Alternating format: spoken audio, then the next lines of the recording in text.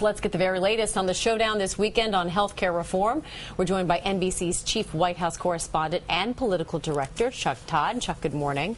Good morning. So we know that House Democrats are working feverishly right now behind the scenes to get those votes needed to pass the bill.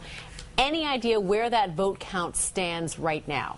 Well, look, on one hand, they basically claim they think they have it. Now, that doesn't mean they have the 216. They're probably about 3 to 5 short, so somewhere in that 212 to 214 officially.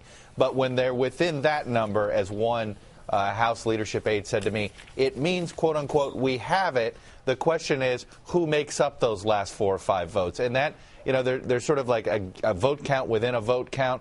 There are folks that will agree to do it if they can't find anybody else, but they would like not to have to vote for it. And then you have, so that's sort of part of the negotiations that are going on today. Look, there are still a few speed bumps. Speed bump number 1 has to do with the abortion language.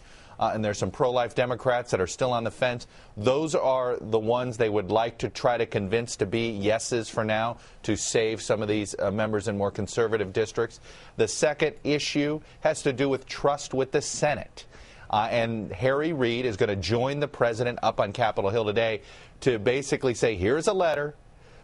The question is, will it be signed by 51 senators? But here is our promise, a U.S. Senate promise, that if you pass this, we will go through with the reconciliation issue next week. And, Chuck, we mentioned the president obviously making one last push with House Democrats to try and turn some of those no votes or I don't know votes. What is his overall strategy?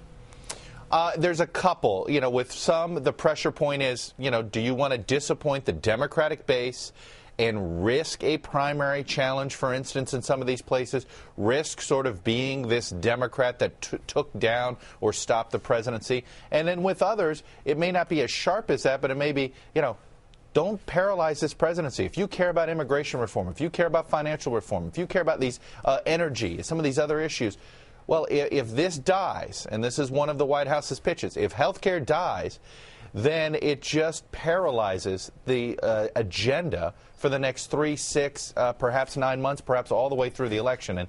And so sort of the different ways of having a tone on what they're saying. Sometimes it sounds more desperate and sometimes it's more pointed. But the message is about the same, which is don't stop this presidency in its tracks. And if this passes, we should point out some of the major provisions wouldn't even be felt or wouldn't take place for years to come. Are there any immediate changes that would take place if this does pass? Well, there are some immediate things. For instance, they would get rid of pre-existing, you know, this idea you're being denied insurance on pre-existing conditions for children. Also, immediately that would kick in.